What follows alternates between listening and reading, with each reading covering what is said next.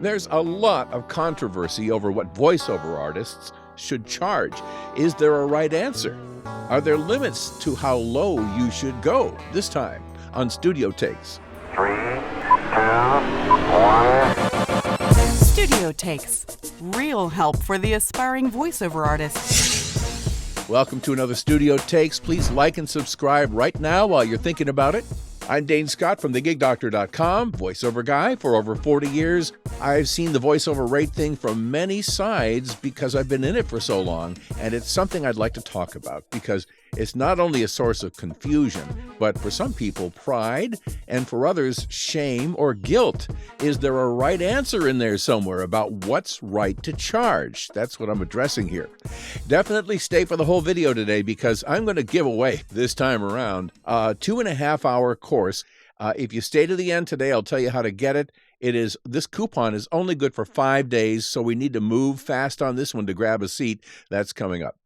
Now, the question of what to charge for voiceovers is not anything new, but it has definitely become a hotter topic as the voiceover world has been changing.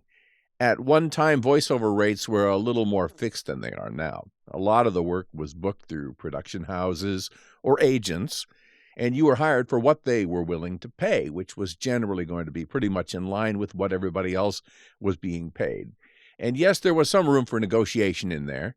And knowing how to keep from getting taken advantage of was definitely a good skill to know, even back then. But the rates were definitely more standardized than they are now. The amount people expected to be paid also was quite a bit higher.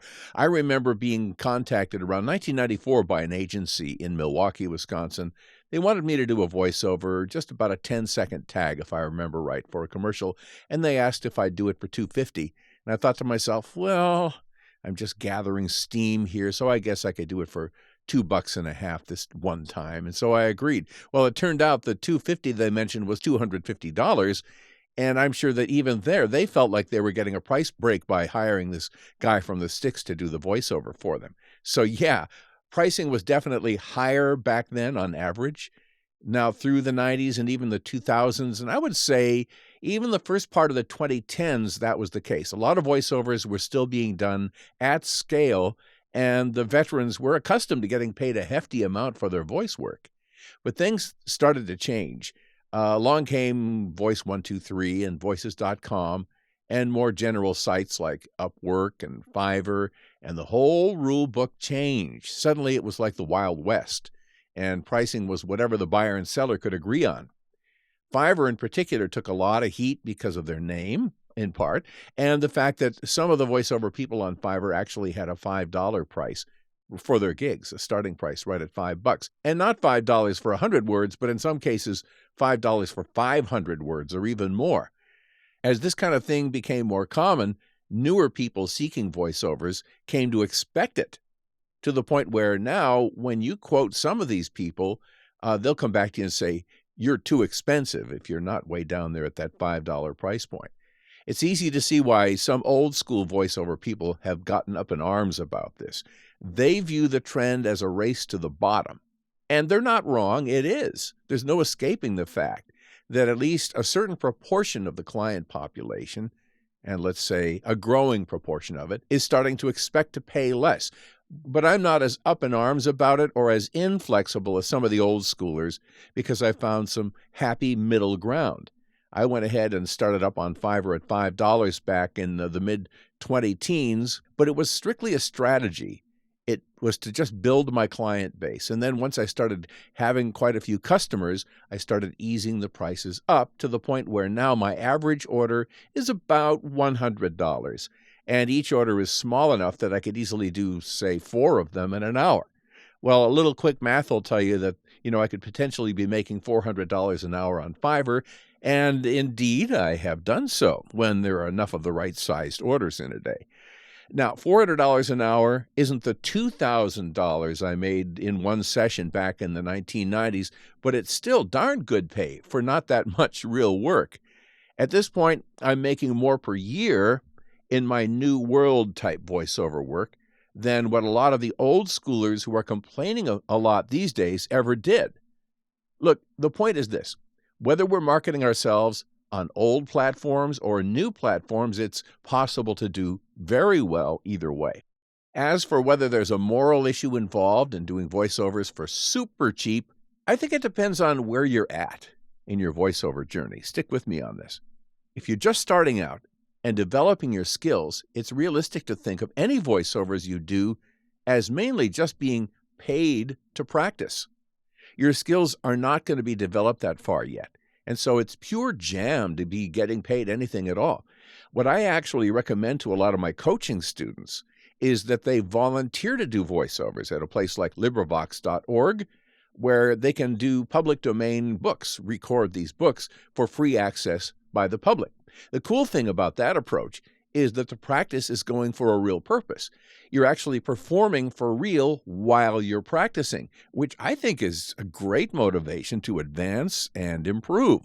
Considering the value we get from doing that sort of thing, if you add a little bit of pay to the prospect, like I say, that's just jam. Now, the good news I have for you is that as your skills do become better, your prospects for being paid well will too. Even on a platform like Fiverr, there are now major corporations scouting for talent to do their videos. Granted, their motivation is to save money. That's why they're over there on Fiverr. But the fact that their professional standards are still up there means that they're only going to be looking to hire the better people. So just become one of those better people, because even at a discount, these big companies are paying pretty good money. As for YouTubers and forum members and elitist Facebook groups out there where any mention of a place like Fiverr calls down fire from heaven, just walk away and ignore them. That's my advice. These are people who are too rigid to adjust to new realities, and guess what? In the final analysis, they're just going to get left behind. So don't be one of them, and don't let them guilt you or abuse you. Just walk away. All right, I promised you a very big gift today, and here it is. If you're willing to take the time to help me out with a review, I'm going to give you a free access to my big voiceover course. Have fun earning extra money at home doing voiceover acting. Right now, just click the coupon link in the show notes.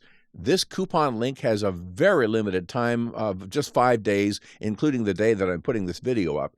So even if you can't take the course instantly, be sure to hit the link right now, like immediately, so you can get the course for free.